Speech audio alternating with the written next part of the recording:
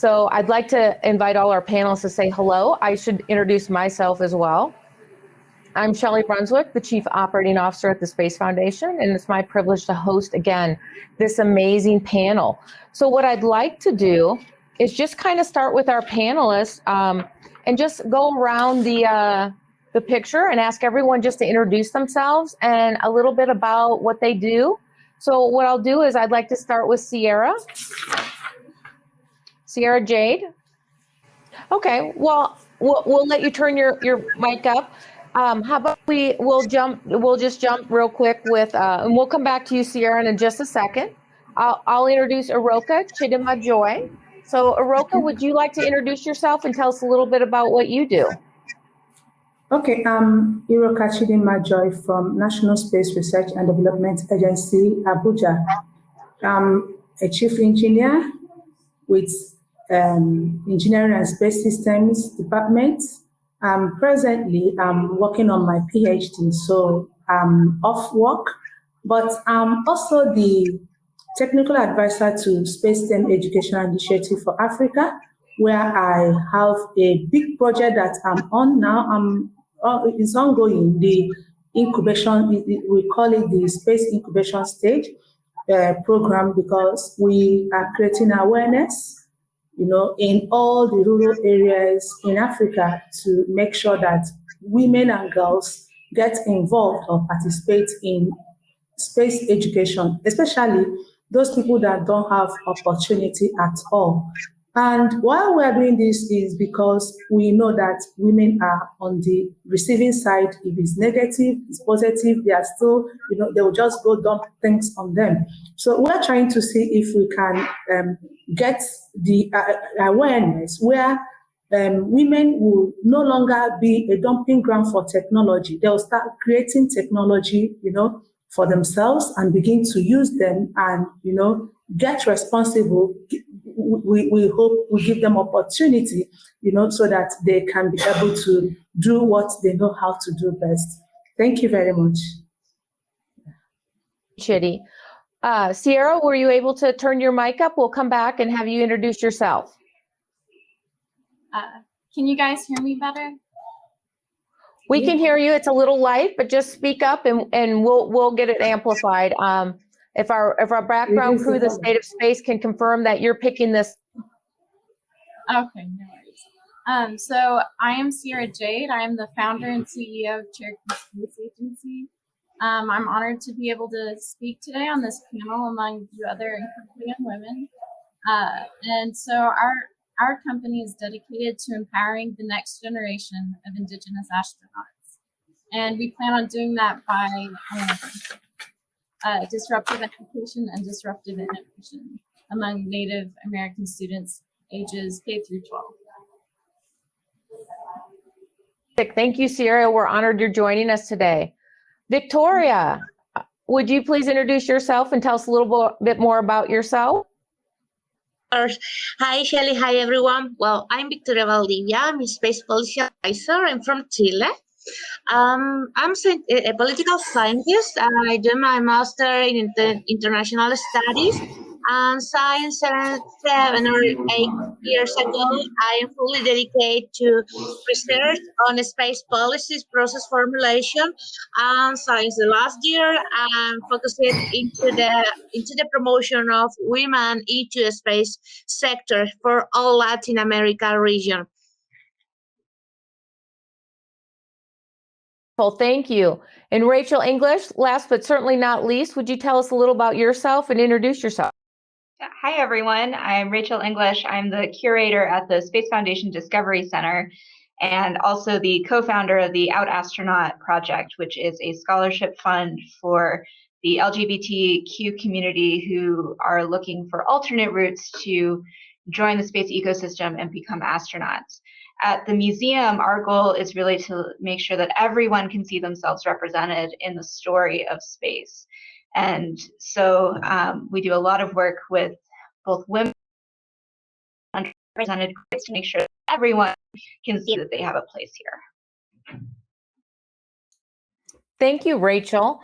Well, I'm going to circle back to you now, Sierra. So Sierra, you from the Cherokee and Lenape Nation, and you are a citizen of those nations, and you are an entrepreneur and the founder of, as you said, the CEO Cherokee Space Agency, fulfilling the need, enriching the lives of Native youth via the space sciences. And you hope that the Cherokee Space Agency will help Native Americans reach for the stars and one day sojourn into space. So first of all, I just like to ask, I mean, that's an amazing goal and opportunity. And we've met in the past, and I know that your journey in life has had some twists and turns. So I think I'd like to have you share with our audience a little bit about how did you come to this point in your career that led you to starting the Cherokee Space Agency? Well, I actually attended the United States Military Academy briefly, and I've been planning on serving in the Army for as long as I can remember. And then whenever that didn't work out for me, I felt a little bit lost, and I was trying to figure out what I wanted out of life.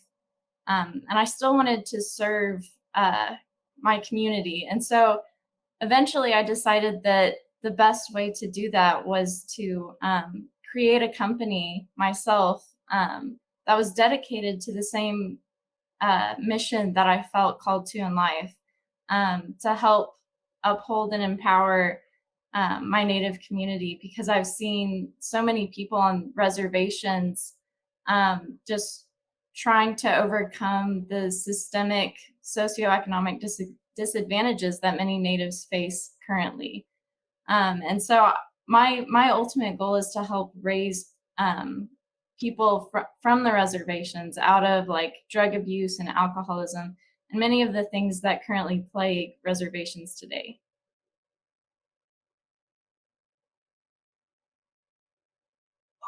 Amazing. Now, Victoria, I'm going to pivot over to you because obviously, you know, you are doing some magnificent things, like you said, not only in Chile, but all of South America. And I think, you know, it has the similar passion of what Sierra is doing. So could you share with us again, tell us about your journey? Because when I met you many years ago, you were in a different career path, and now you've transitioned. You're now, you know, policy scientist, international studies, space for women, UN mentor, as well as Chitty.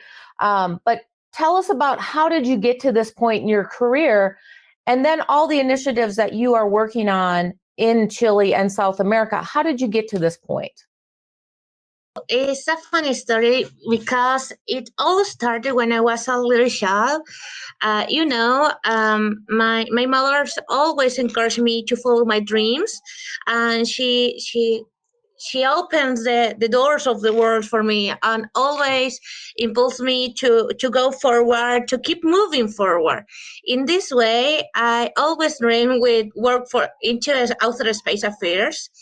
I don't have the scientific skills to be like an astronaut or maybe a space engineer because I'm a woman from letters.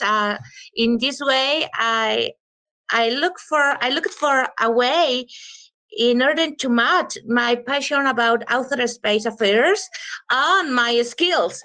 So I become into a political scientist, and in all my career I was focused into disruptive subjects in order to research about it. So early, I started to research about outer space diplomacies, security and defense affairs, space security, nuclear weapons, among other stuff.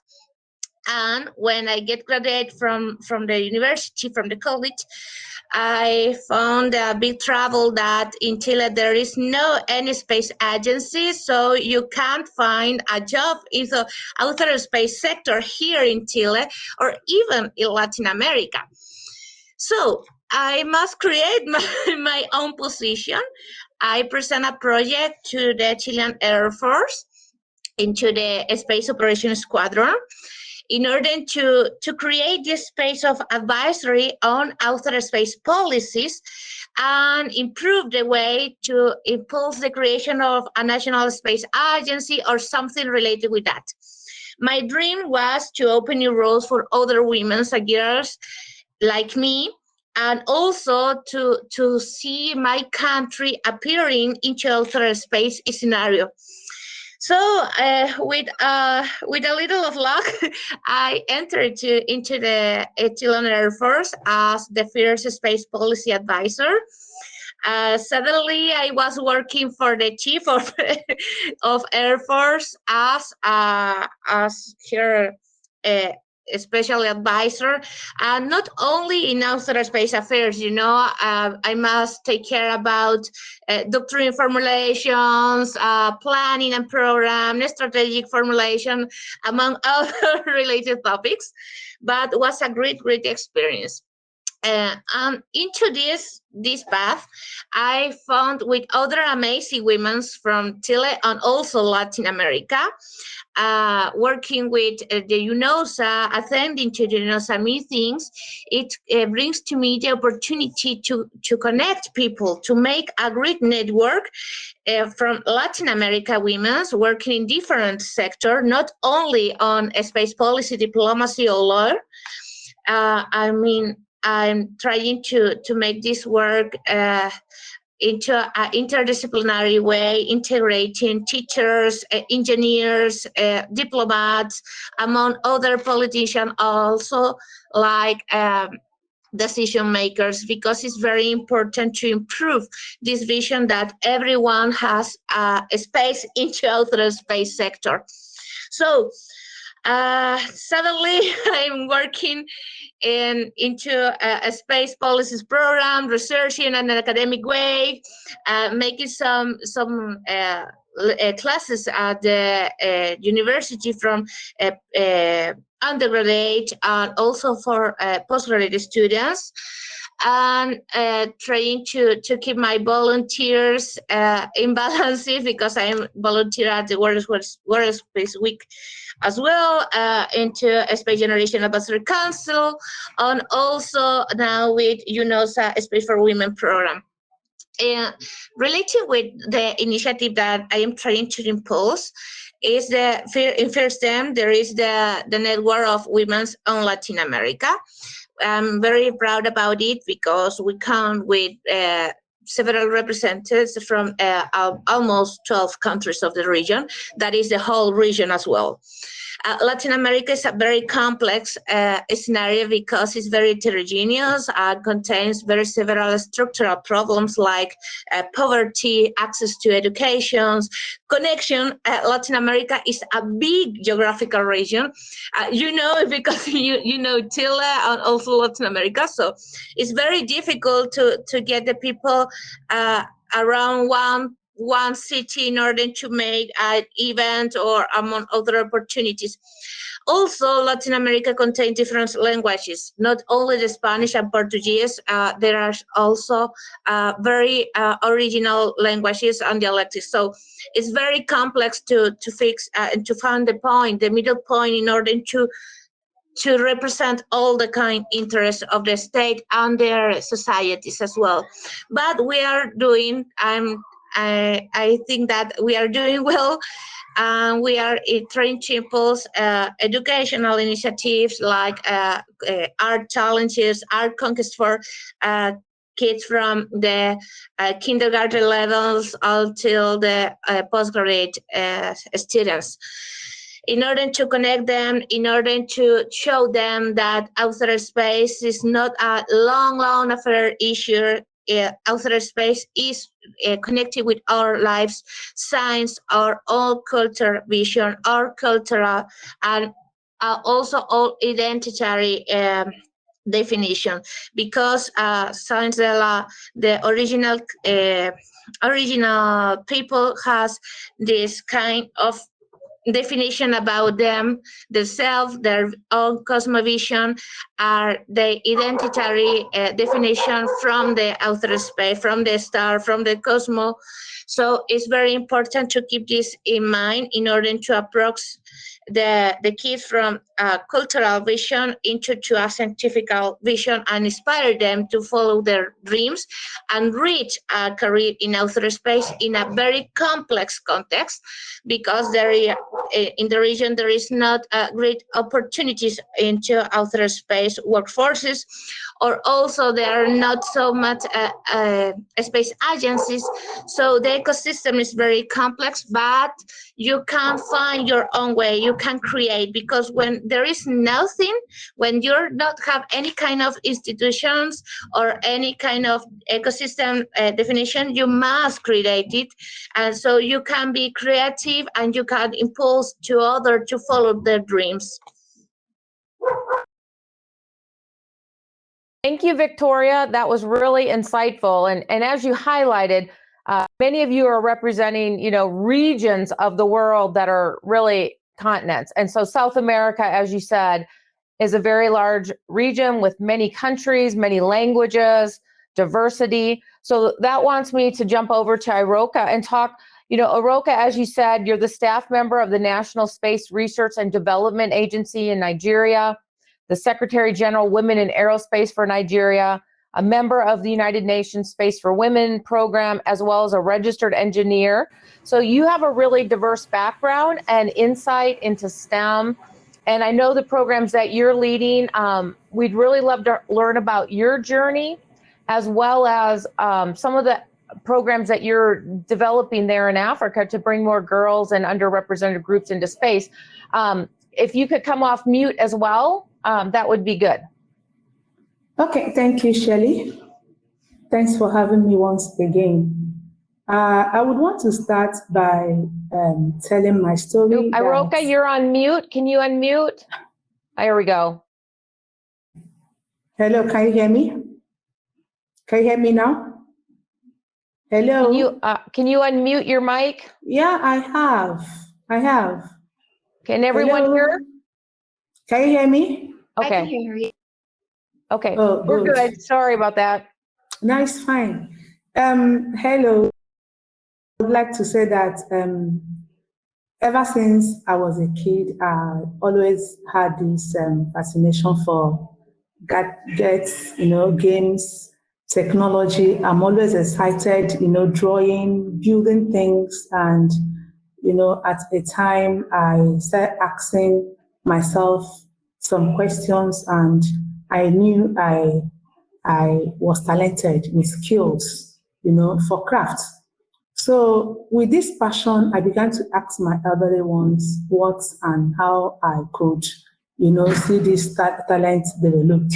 So I started working, I wrote my first and the last JAM, this is an entrance exam we write in Nigeria, to help us get into the university or higher institution.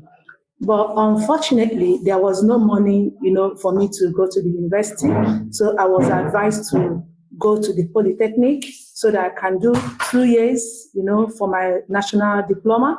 And then after the national diploma, I can, work at least for a year or two before I proceed to, HND, that's higher national diploma. So, with that, I gained admission into the Polytechnic to study electrical and electronics, engineering.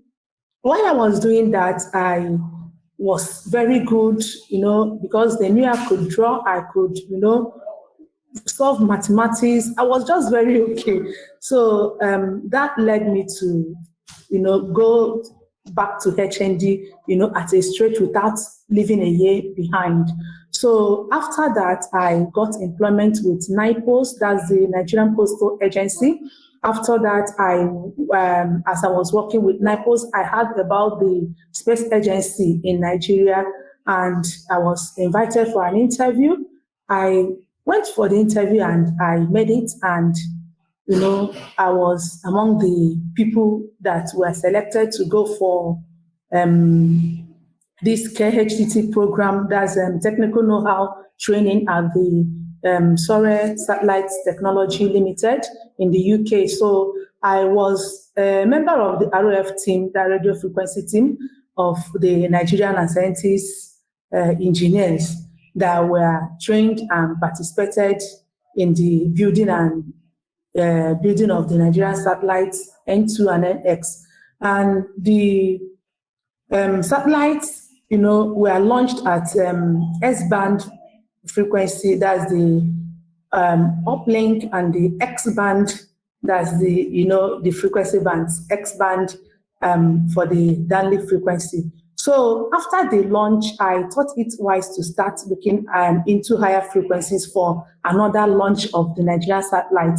That made me to start going. I went back for my master's in rain attenuation. I was working on rain attenuation, and after that, I got into for my PhD, which I'm really doing now, and I'm still looking at brain attenuation at higher frequency KU band.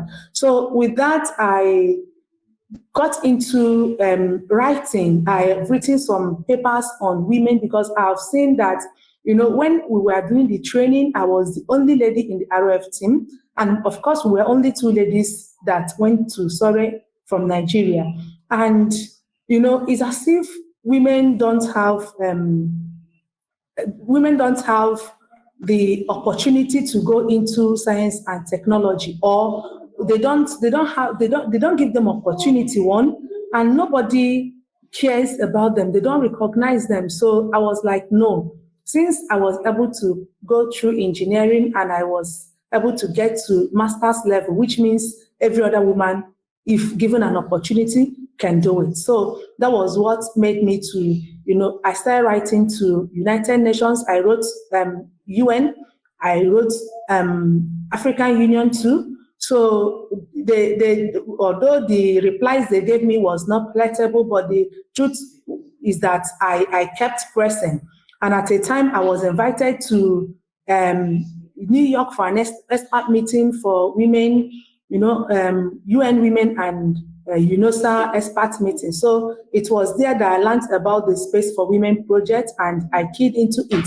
And presently, in Nigeria, and I work with some of the African ladies, to make sure that we reach out to young girls. One thing I really want to do for these young ladies is to create an opportunity for them. When there's no opportunity, okay, let me start by saying that we need to create an awareness, let them have the knowledge that there's something that is called space technology. There's something that is called, technology, and the mother of it all is space technology. And again, I want them, create opportunities for them. Again, make them have role models, because I've started introducing, role models from UN, Space for Women, program to them, not only in engineering or STEM education, but even in other disciplines. Let us not just think space technology is just for engineers and scientists. No, it's for every discipline. Even if you studied religious knowledge, you still have a part or a place in space technology. So that's the type of awareness we create. And we want young girls and women, and even the youth at large, to participate in space technology. And again, we need to recognize them when they do something. Like when we built the Nigerian satellites, nobody recognized us in the country. And that made people, when you ask if there is any satellite in the country, they don't know about it. So it's now a very big burden on us to, go out there to tell people about it. And that's why when the Space STEM Educational Initiative was created, the founder called me and said that she would want me to be the space technical advisor. I said, no problem. This is what I derive joy doing. So I became the space advisor, and then I told them that the way forward is having an incubation program. That means going to all the countries in Nigeria, in Africa, making sure that all the underserved people are made to have a hands-on a project. Let them just get involved. With them getting involved, we will go far. So that's what we are really doing now. Although I'm doing it with Space for Women, group. I'm doing it with NASDA, National Space Research and Development Agency. Is something that is very huge. So it's it's not a personal thing or a project that only one person can, do. So we are doing it, and we are calling on other people to come and join us so that we can reach to Africa. We can even extend it to any country in Africa. Thank you very much. Thanks very much. Yeah. Thank you, Aroka. We appreciate Yeah. that. Well, Rachel English, I would like to turn the floor over to you. And again, Rachel is the museum curator and registrar who works with the Space Foundation Discovery Center to preserve and display important pieces of space history. Rachel believes in the right for every person to see themselves represented in their cultural institutions. So thank you, Rachel. Tell us a little bit about your journey. How did you become a museum curator? How did you end up at the Space Foundation? And how are you pursuing these other initiatives? Well, I have a tough act to follow. Just what a privilege it is to be on such an amazing, part of such an amazing group. I came to space a little bit sideways. My journey here comes more from a museum and cultural background than kind of a STEM and science and technology background.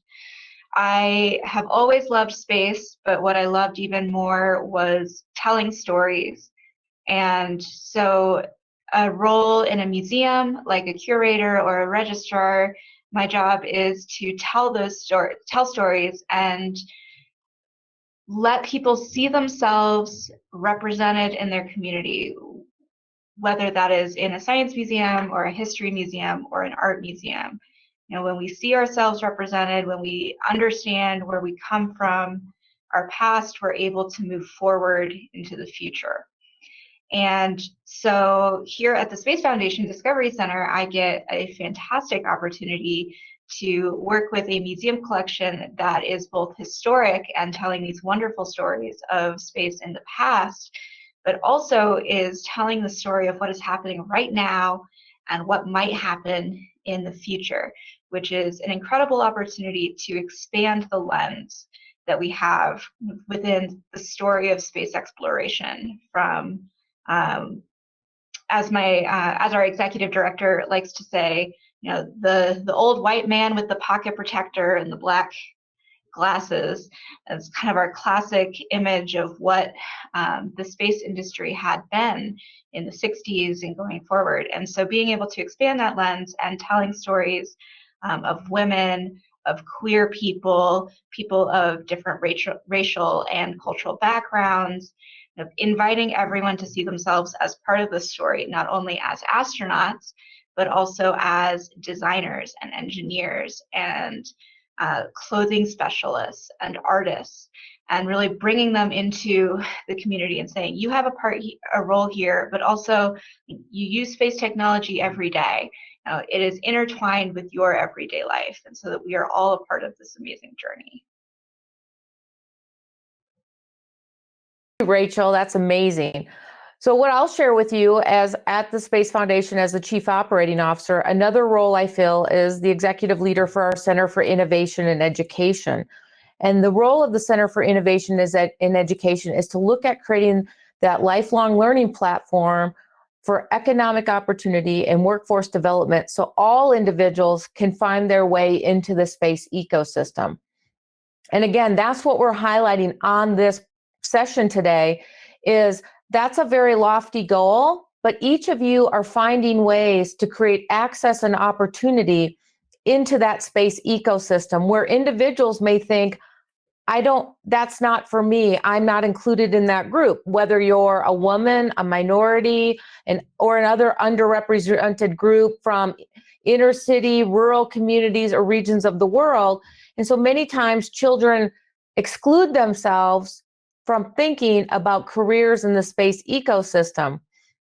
But as Rachel highlighted, there is space for all, from non-technical degrees, high school graduates who can go through a certificate program, to PhDs, to entrepreneurs, to innovators, and STEM professionals. We need everyone to look at being part of the space ecosystem, and we need everyone around the world to look at the variety of technology that is part of the space ecosystem. We definitely have launch vehicles and satellites, but there's data analytics and manufacturing and textiles and artificial intelligence and healthcare and robotics. And space intersects our lives, whether it's the Internet of Things and using our cell phones or this webinar today, to healthcare solutions, cataract surgery, mammogram technology, formulated food, Tempur-Pedic mattress, memory foam, weather prediction, agricultural needs. There are so many ways that we all use space every day. And what you all are trying to do is create pathways for all citizens to find their way into it. The other thing I want to highlight is all of you in your own way are innovators and entrepreneurs. So with that, Sierra, I'd like to come back to you because you are an entrepreneur. So not only are you trying to create a pathway for Native Americans to find their way into the space ecosystem and see that there is opportunity for all, but you're also an entrepreneur. Could you tell us a little bit about your journey? How did you get the idea? How did you set up your company? How are you looking for funding and supporters? Networking solutions, finding marketing. So I'd really love to hear, and I think many of our listeners who also want to create access and opportunity would love to hear about your journey and how did you become an entrepreneur? So much.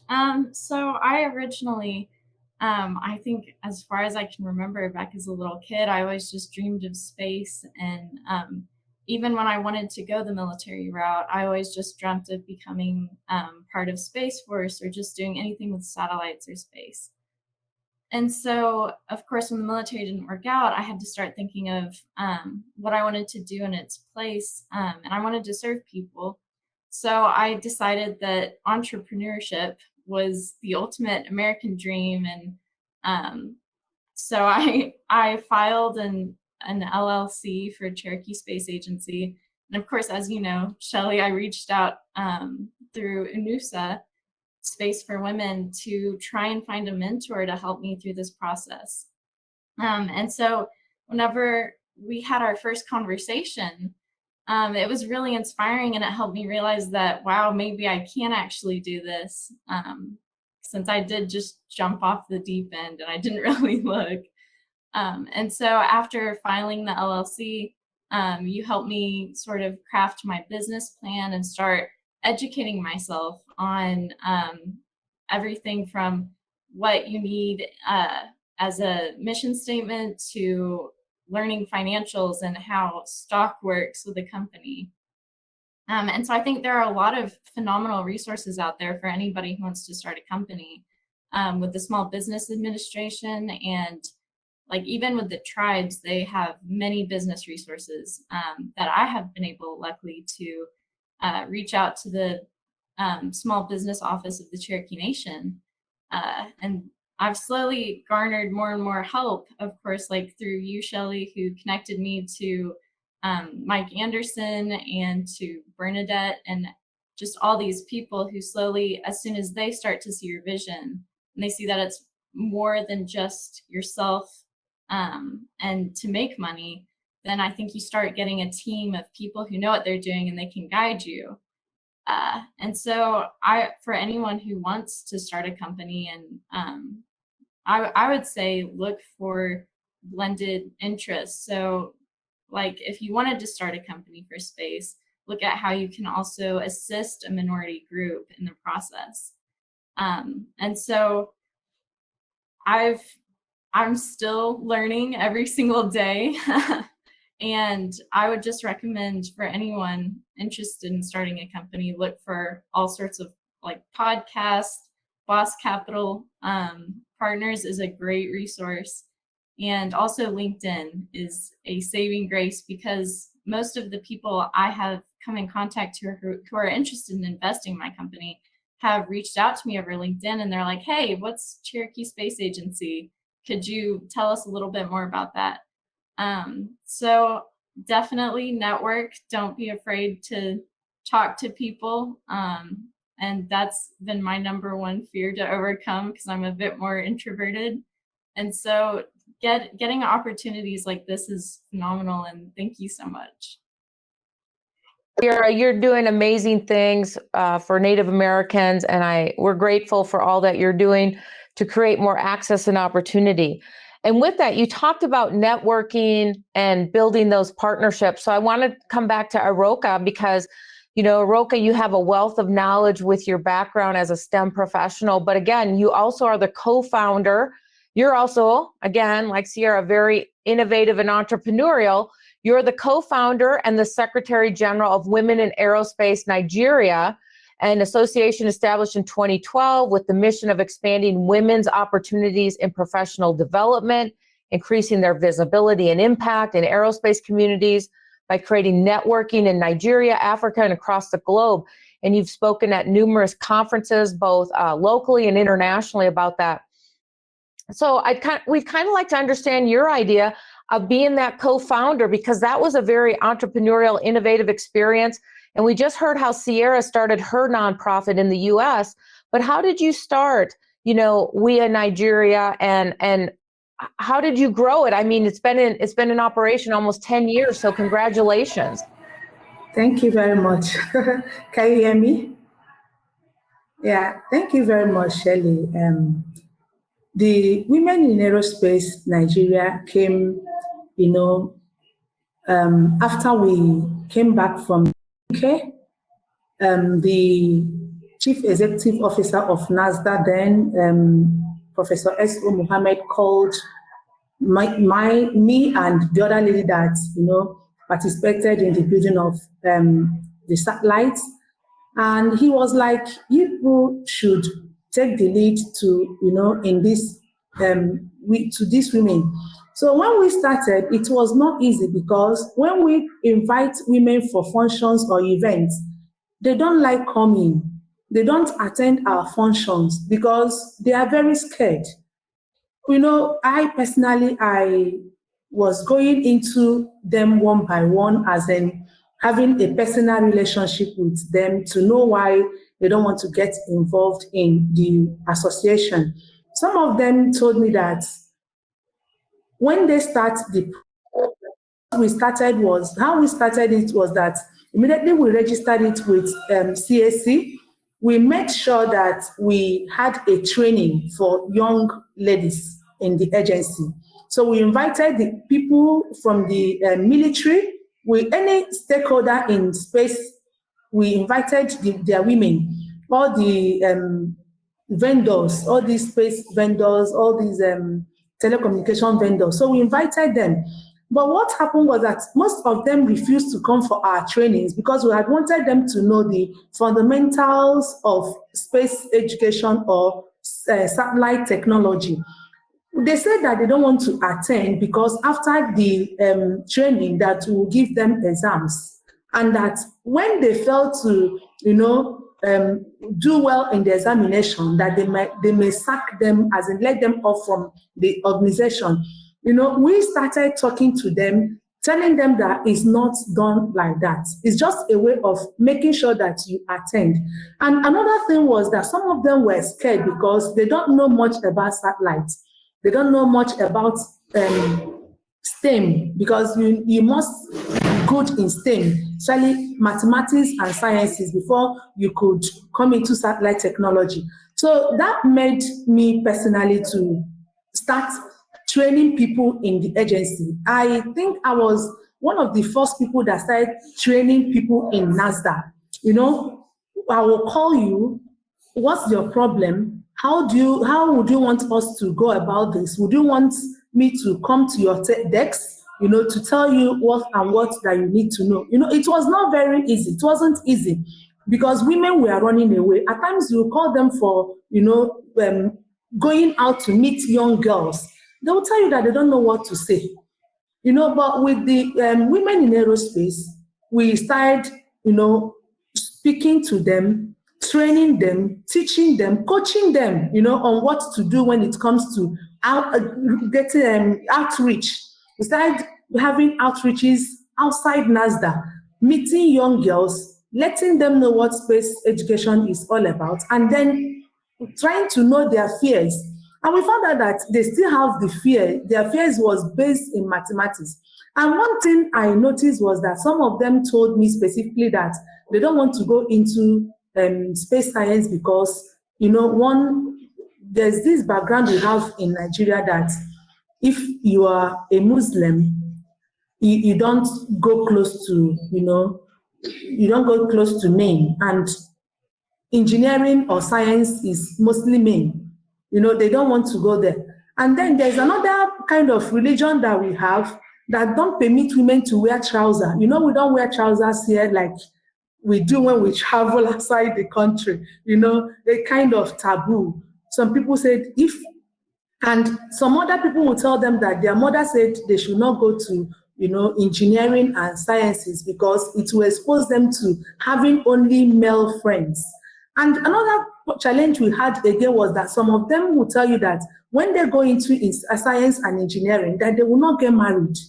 Those were the things we were. So I found out that I was married, I had children, I was in engineering, I was working, and all these things I had overcome. So I was in a very good position to tell people that these things are achievable. So, you know, I was like calling them, telling them that we can do these things. And one slogan that I have is that tell yourself you can. Whatever thing that you see, tell yourself that you can. And we start disabusing the mind of their parents when we go to outreaches.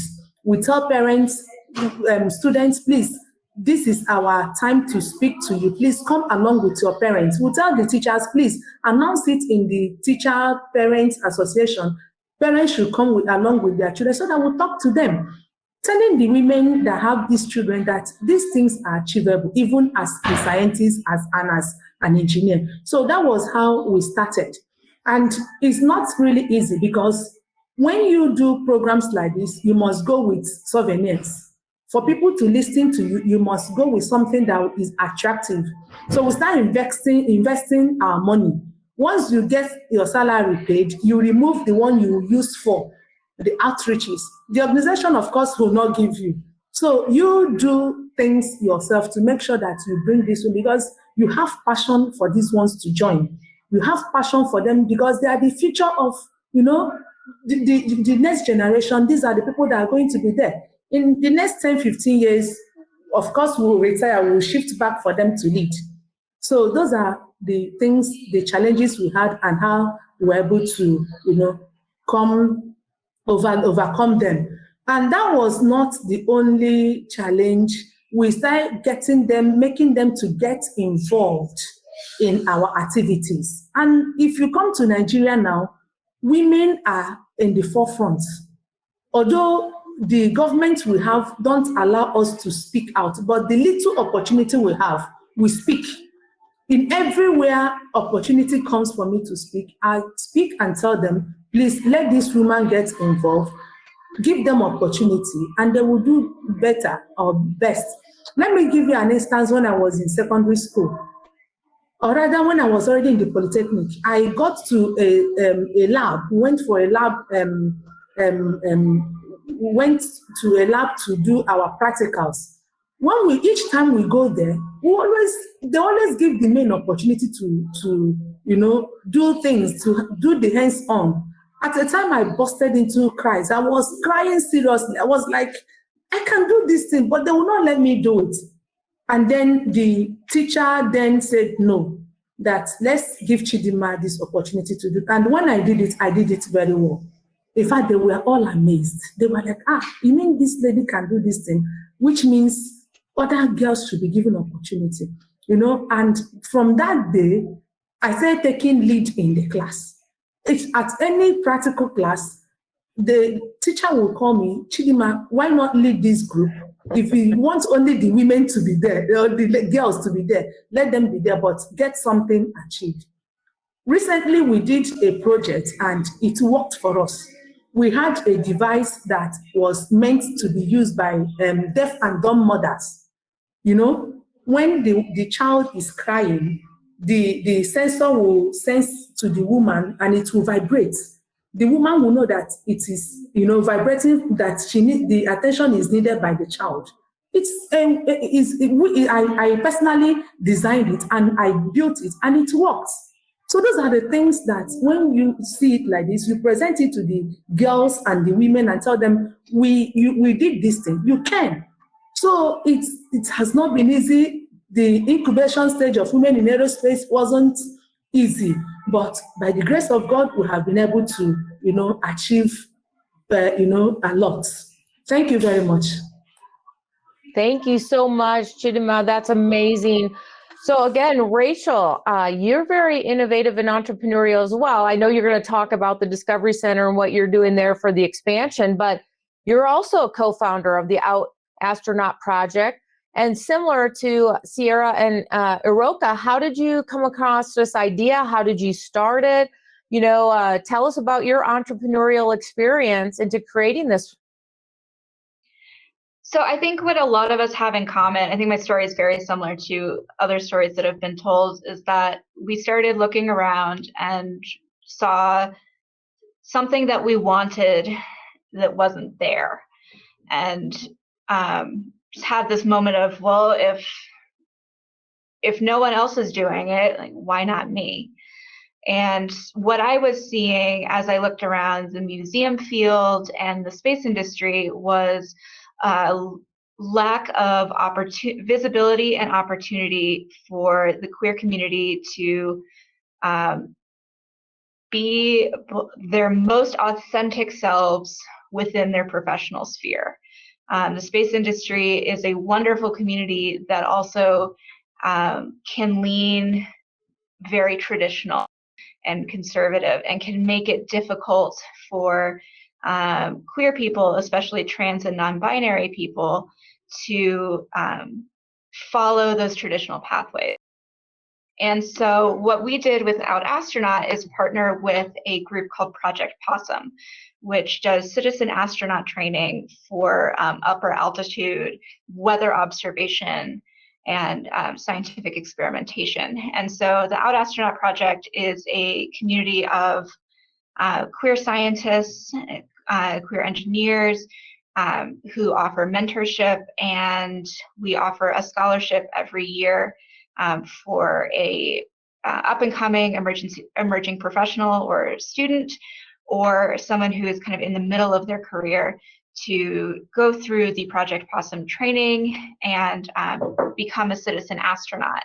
And so that's just been a really incredible experience to allow that pipeline to kind of be created.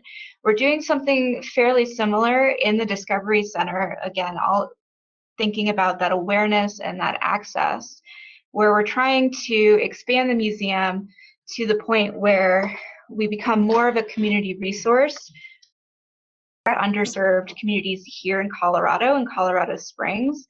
And as a part of the larger Center for Innovation and Education, partnering with it allow for mentorship of emerging professionals in the space industry, and to allow those entrepreneurs to come into a museum / community hub / innovation center that allows them to do the work that they need to do that they might not be able to afford on their own, as part of it in a community setting that also allows kids and visitors to kind of observe what's happening and say, like, oh, like, I see how that works now.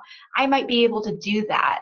And that's really our goal at the Discovery Center, is to provide that spark to say, like, hey, that could be me. I could do that. I want to learn more about that. Thank you, Rachel. And I should highlight, so the Space Foundation does have our Center for Innovation and Education, and we have several main areas of focus. And one is Rachel's, which is our Space Foundation Discovery Center located in Colorado Springs. We have our education programs, and that's where we create space-inspired curriculum and teacher training. Then we also have our Young Professionals program called New Gen, which is about, once individuals become part of the space ecosystem, how do we mentor them and keep them in the space ecosystem? And then we have our Space Commerce Entrepreneurial Program to help inspire innovation and entrepreneurship throughout the pipeline. We have programs for youth, our Junior Space Entrepreneurship Program, and we have programs for adults. So all of you have kind of commented about mentorship. So what I'd like to do is, Victoria, you are a UN Space for Women mentor, as is Aroka and myself. And Sierra, you have had the opportunity to utilize that program. And Rachel, you have another mentoring program. One of the things we talk about under our Center for Innovation and Education is the our workforce development roadmap, which is awareness, access, training, connecting, and mentoring. And mentoring really comes last, but it's really the key to unlocking those other areas. So Victoria, I'd like to start with you on mentorship, why it's important. Why did you become a UN mentor? And do you have any advice that you want to share that you have found really helpful with other mentees? Or is there some advice that other mentors have given you through the years? Shelly, for your question. It's a very, very important issue for me. I become into a mentor at Unispace, a Space for Women program, in first term because I really support the idea, the subject of a Space for Women into a Space 2030 agenda. Also, I really support to Madam Director Simonetta Di Pipo with her agenda on gender affairs related with outer space issues. So in this way, I become into a mentor at the Space for Women program because I believe that there is a huge need in order to create models to inspire new girls, young women, in order to reach our dreams and become and get a job into outer space ecosystem in different regions. When I asked to myself why I want to be part of a Space for Women program, I realized that all my inspiration roles are come from different regions like Russia or the United States.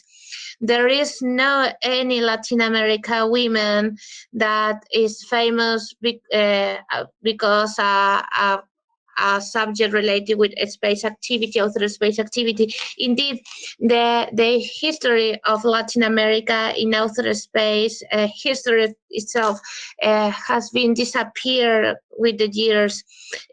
Is not a commonplace when Chile has arrived into outer space region, or when was the first animal launched from Argentina into outer space.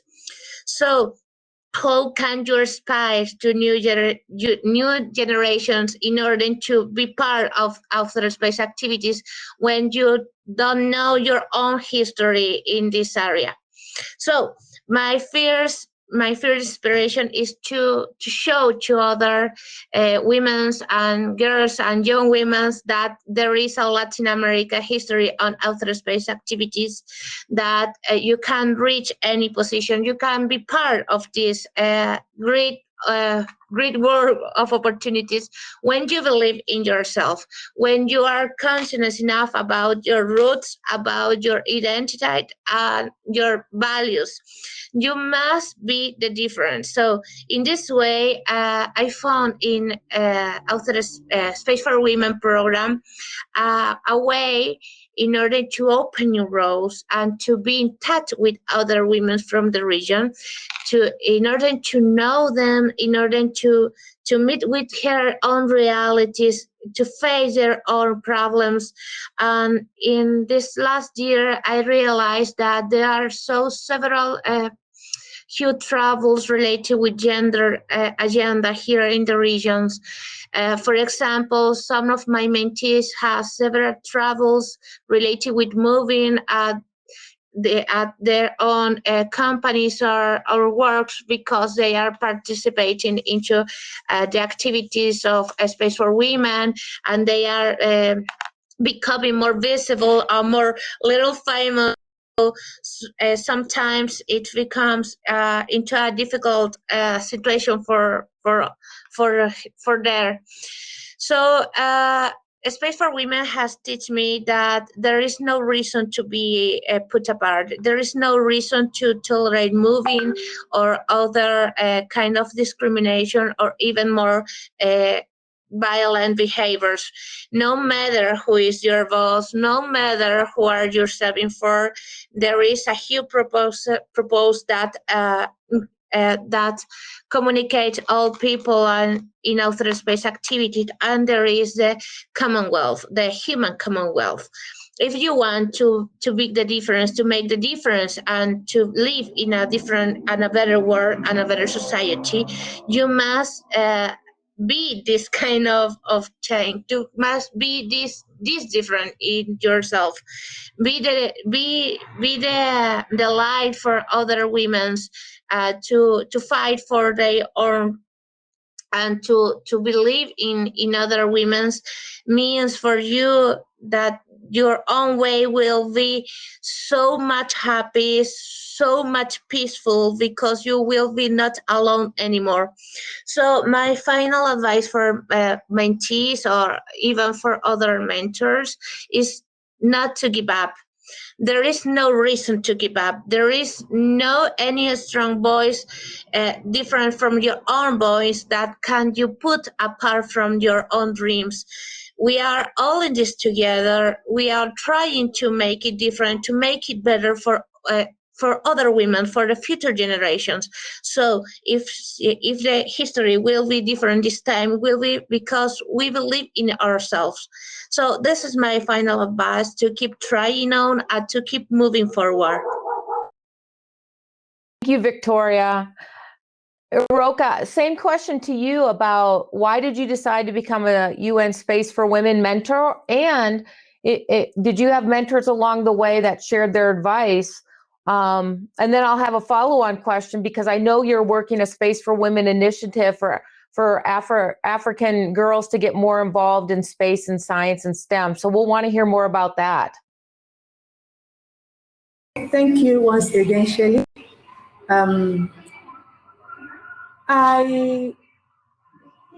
Initially it was the expert meeting that I went for that we started the Space for Women program. And can you hear me? Yeah, okay. So it was the program that went for in New York that gave birth to this Space for Women program or project. So I want to say that I'm so happy being a member or part of this Space for Women project, because it has really given me a voice. It has given me a voice because it has really it kind of showcased me, giving me opportunity to speak, to tell people what my passion is and how to realize it. And another one is that it has given me opportunity for collaboration, networking. As we speak now, if I had not been in a Space for Women project with Shelley, I wouldn't have been here. And again, she has connected me to so many organizations and people. So I'm really happy to be part of it. And another thing is that the project I'm doing for Africa about the Space Awareness Incubation Program is to bring the underserved, especially the people that are, that are not there, people that don't have opportunity. Because it's not, I stay in Abuja in Nigeria, it's a very good, peaceful place, but we go to rural areas where people cannot afford to even buy a laptop. People, even as we speak, they cannot buy data, to use to connect for these programs. Those are the things we do. We give them, we go there, we give them the opportunity by giving them laptops. We give them data, money to buy data. At times, we teach them how to use it. It's not easy. At times, you see, I leave my family for 1 week, 2 weeks, from here to here, but I have great joy because when you go there, you find out that they are happy to see somebody like you there, and they're happy to belong. Like the other day, we went for a campaign program, and we got there. A lady came and said that a young lady of about 16 years, because some of them don't know when they are born, they don't know their real age. So she came. She would not want to go again, but she wants to go with me. I was like, no, I don't any girl home. We kept, talking about it until we now agreed that she will go to school, because they were forcing her to go into at that age. And she says that she has, intentions of becoming in future. So with that, I had compassion on her, and I said, no, that I'll make sure you go to school. So we took her up and then made sure that we paid for her WAEC. That's the entrance exam to the university. So those are the challenges. When you see it, you come back, you say, no, I can't sit in the city and watch these people go, the way you want it. So you want to go and make sure that you reach out to these young girls so that their future will not be jeopardized. And I want to say a big thanks to the organizers of this event for this opportunity. Please put up that thing. I want to say a big thanks to the organizers of this event. It's very good because it will help us to, reach out to more girls, because these things will be sent to the YouTube and other social media. They will hear our voices and they will want to know where we are. There was this radio program they did locally in Nigeria where I spoke. Since after the event, people have been calling me. Please, Chidima, come and see this girl. She wants to go to school, but there's no money. I said, no, don't worry. She will go to school. If you sincerely know that you want to go to school and it's money that is your problem, we will take it up. Those are the things when we do it. And some of them, looking at you, they will now want to come into space technology. And coming into space technology, other technologies can take you to, cannot take you far. What space technology does is that it takes you to reach the space technology makes you to know how to get to reach other people and then get involved in them. So I want to say that thanks for having me here. And with this space technology, by the grace of God, we will start, how do I put it now? We'll start people. We'll start giving people a voice. We'll start making people know that there are opportunities for them, especially young girls. We'll give them that recognition because they really need it. If you're doing something and somebody does not recognize you, at times you feel bad. And another one is that we'll build confidence in them. Some of them know what to do, but the truth is that they don't have confidence to speak out. But when you go to them, you tell them, I'm a role model to you. I want to become a role model. What exactly do you want? Then you see them opening up to you. You become part of them, and then you can build confidence in them. And when they see you do it, they believe they can do it. And another thing is that this mentorship program by Space for Women has really helped a lot. I have got mentees from other continents, not even Nigeria. I've got, I feel great when I see them, chat me up to say, Chidima, how do I do this? How do I go about this? Presently I'm doing a project for my PhD. I've written a paper and people ask me, how do you get to do all these things? And a mother of 3, you have your husband, you have your children, you have other things around you. I tell them that it's when you have passion for something, you get it done. So passion is the key thing. If you have passion and you're willing to do it, you do it, you get it done. Thank you very much. Chidima, that's amazing. So Rachel, I'm going to come back to you as well. I'd love to know about mentors you've had in your career, great advice they've given you, as well as your being a mentor and both with your program, but as well as in your personal life. How have you mentored others? I've had some truly incredible mentors in my career. And one of the things that my mentors have instilled in me is that when you reach a position of power or authority or influence, your responsibility is to help other people reach that point, is to lift up other people. And that is something that I believe in very strongly. Within the STEM world that I've just started entering myself, what I've noticed is that we talk a lot about awareness and access and getting girls inspired, but where, to me, the mentorship starts playing such a crucial role is that the gender gap in STEM is still 1 in 4. 25% of the STEM field is female, and that number is actually dropping. And that's because that when we see this happening with first generation college students, we see this happening with women, we see this happening with racial minorities. You get into an industry, you're excited, you're passionate, and you enter an environment that might not be made for you or even be actively hostile towards you. And it is discouraging, and you drop out. And so mentorship, having those connections, gives you the opportunity to say, I don't know how this works. Can you help me figure it out? Or I'm having a hard time. How do I deal with something? There's strength in numbers. And so community mentorship, those connections at networking, gives you the tools to stick something out if it's not great, but also to rise and help bring other people with you. I feel that within the museum field, that's something that I take very seriously. We have a great volunteer program here at the museum where we are able to give some access to college students in museum studies fields and schools here in Colorado Springs to allow them to get hands-on experience that'll help them in their careers. Shelley is also dropping some amazing networking opportunities and some mentor programs for the STEM industries and the space industry in the chat.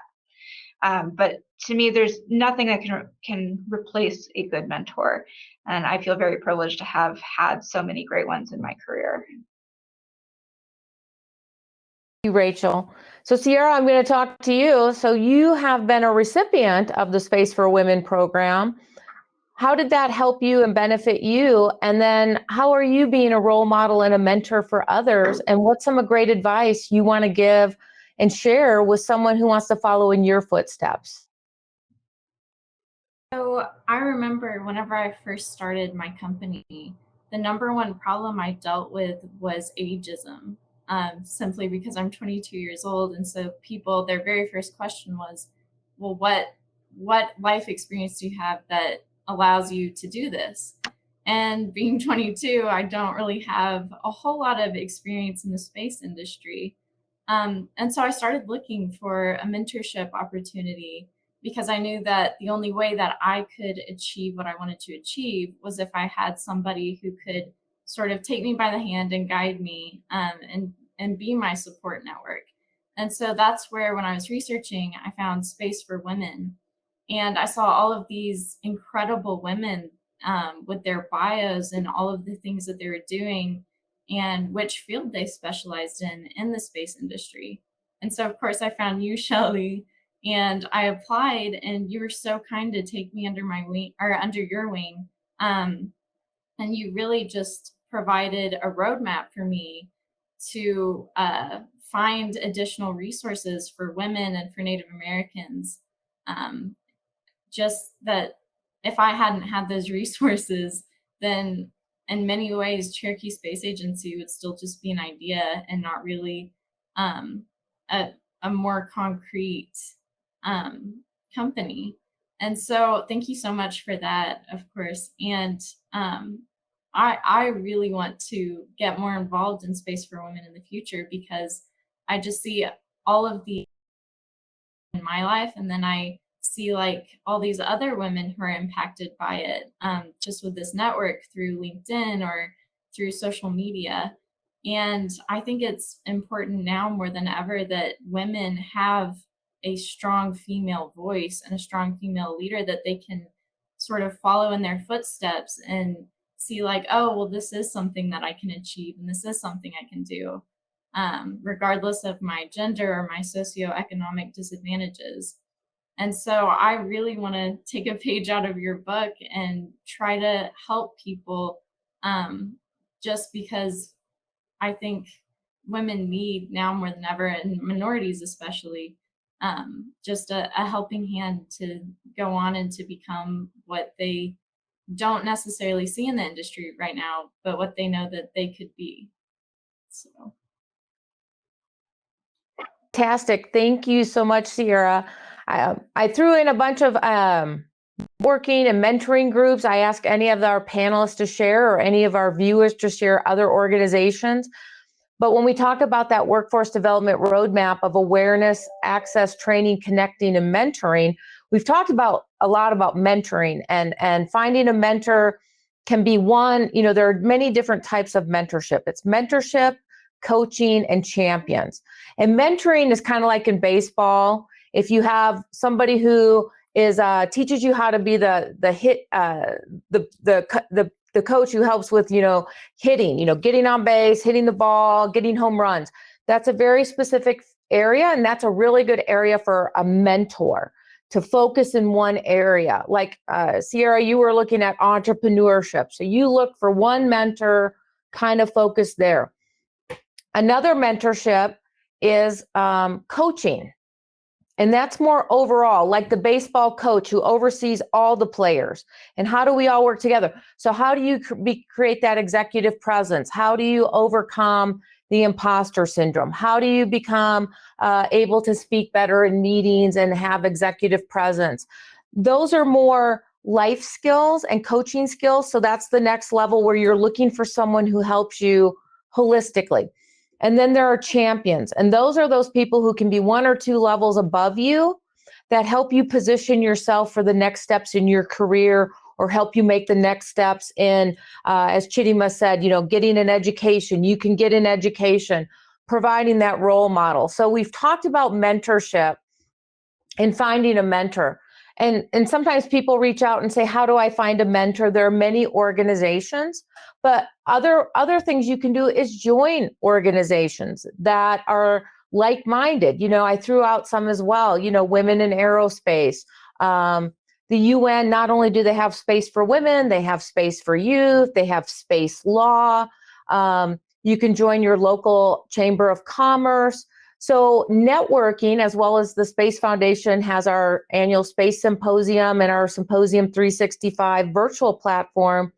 Find organizations that you can network into, because many times through those organizations, you can find mentors. So I do want to talk a little bit, though, about advocacy. Victoria, this is an area you're very familiar with, that many times we have great ideas. We want to start something, but how do we connect and advocate to gain support for our ideas? So Victoria, you're an expert in the advocacy area. I mean, I know you do space policy and strategic advisor, both for government and international. You're a contributor to developing space capabilities and improving space security. So can you share a little bit about how important that role of advocacy is for creating the right policies to set up the structure that allows for the right opportunities to come to fruition? Actually, when you want to become into reality your great ideas, you must find some kind of support. But it's not only enough with the money or funds support. I mean, funds are very important in order to conduct some programs, but are not the most important thing. You need to have a long-term vision. And with this long-term vision, probably you will need a space policy or a space strategy in order to develop your idea into a long term. So in this way, advocacy is very, very relevant, because you must connect as different kinds of people. You must connect decision makers, politicians, civil society, private companies, among other actors. So your first question to resolve is why the society needs your idea. How you can impact into the life of people, no matter the subject, no matter if you are talking about outer space, education, health, economy, among other important things. You need to resolve public affairs, public problems, and public problems are related to the needs of a huge volume of people, a huge number of people. For example, how I can fix or how I can improve the access to health in some region of the Amazonas using space technologies. So when you are thinking about the Commonwealth and the benefits from a huge volume of people, so you can see clearly where is when you will need the support of some strategical partners. And this is very important. Strategical partners are not involved in all the process of your developing ideas or your project. Strategical partners have a specific function. So you must be clear enough with this role in order to communicate it to your partners and be clear about what you expect about them, when you will need their help, and how to help to raise your idea will improve their own business or image or public opinion, etc. So basically, if you don't have a plan, your best idea will not be enough in order to impact people's life. You must have a plan, and a plan contains an strategic and contains the need of communicate it. You must communicate to all the actors your strategic and the skilling of this strategy. I mean the strategic planning. So in this way, into the formulation of the strategic, you will need the formulation of a policy. And a policy is not only is not the great statement about your developing your plan, your business, etc. Our strategic is a space policy in this case is a declaration of principles, objectives, and the strategic core idea, where, when, and how we are going to. If we want to move forward, how we will do this, with who, why, and what is our main objectives. So when you have this in a plan, when you have the plan, the strategic, and the policies, you can communicate it to the decision makers and advise him about the benefits in order to support this. In my experience, doing this exercise, that is a very large exercise, has been good enough in order to get funding support. For example, the last year I conducted an art talented in 4 countries of Latin America simultaneously. Being involved with governments, private, academics, and also some army forces like the Uruguayan Air Force. So how I can do it, how I can get the fund support in a very important amount, and how I can reach people coming from different regions. I mean, very poor and underrepresented regions like the Amazonas. Well, very simple, presenting my plan, presenting my work idea, and saying to everyone how they must support my plan and how my idea will support their own interest. So, for example, one Chilean millionaire that is Andronico Luxic, I want to thank you again to Andronico for his incredible fan support. Andronico Luxic is related with mining activity here in Chile. Mining activities not related with outer space affairs, but when I have the opportunity to talk to him, I communicate him that his support will help to children to get the necessary element to be in classes, to be at the school by teleworking, by teleeducation, because there is a great need now due to the pandemic in order to be connected, to have access to Wi-Fi connection, and also to computer or laptops. So Andronico is not probably interested about outer space education, but he is very interested in order to improve the image of their own company or about his mining company with the public opinion. So I offered to him the opportunity to help to children to have notebooks and Wi-Fi connection for a whole year, but he must support my art challenge. And my idea was to improve to child in order to dream with outer space career and tell us why it's very important to get to outer space activities and to have the representation of women in outer space activities. Why women deserve to go to outer space. In Paraguay or in Argentina, space agencies was very, very important. But in Uruguay, the great support comes from the Uruguay Air Force. So sorry. And the Air Force was very interested in order to get a link with the community, with with civil society, in order to improve the military image. So if you can realize, my original purpose was to lead an activity improving outer space activities, but my partners have different needs, different opinions, but we can work all together in order for to reach different purposes when we have a plan and a strategic, and we can communicate it with efficiencies to all the actors involved in these ideas. Victoria, and I do have to say, unfortunately, we have coming to the end of our time.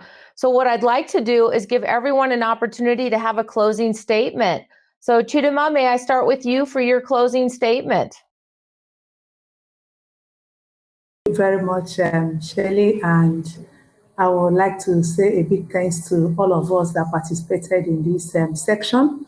It's been wonderful and it's great to learn from all of us.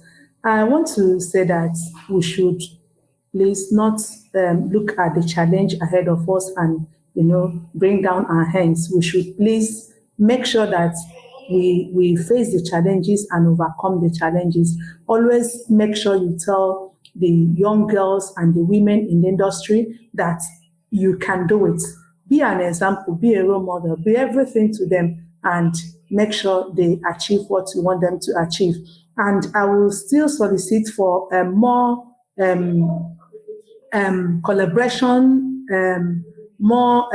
collaboration for the projects at hand that we have at hand. So if you want to partner with us, you're free to come. Thank you very much once again. Thanks. Thank you so much. Rachel, would you like to have a closing statement?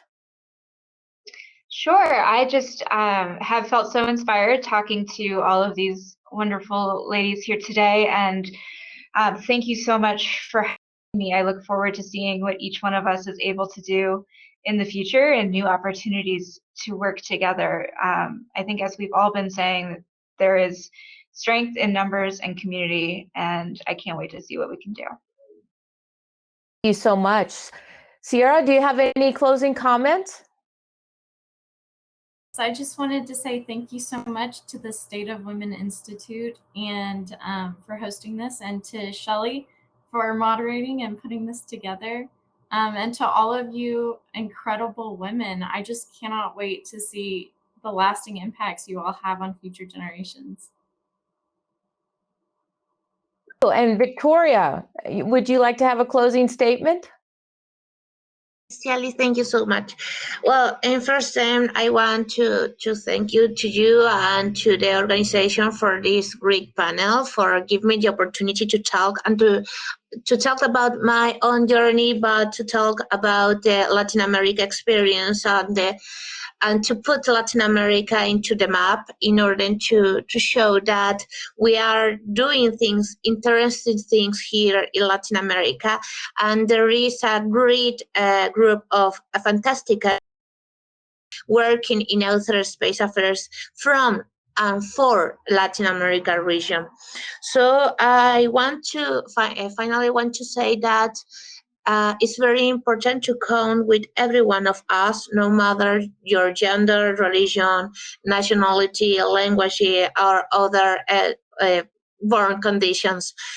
We need to be inspired by the best of us, to be inspired by our dreams, and to hear our inner voice, to hear that voice that comes from our child in the past, and to follow our dreams. Thank you so much again, Shelley.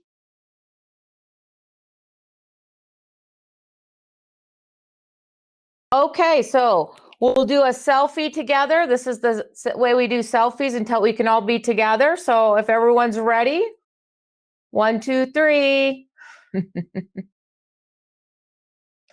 Fantastic. I'll just close out this amazing panel by saying it's all about action and impact, and all of you are creating action and impact around the world. And now we're all networked together to work even more collaboratively to continue to create access and opportunity into the global space ecosystem. Again, thank you to the State of Women Institute for hosting this amazing panel. And this will be available on YouTube shortly. So I hope you will all share it with your friends and family and others who are not able to join us today. Thank you so much. Bye-bye, everyone. Thank you. Bye.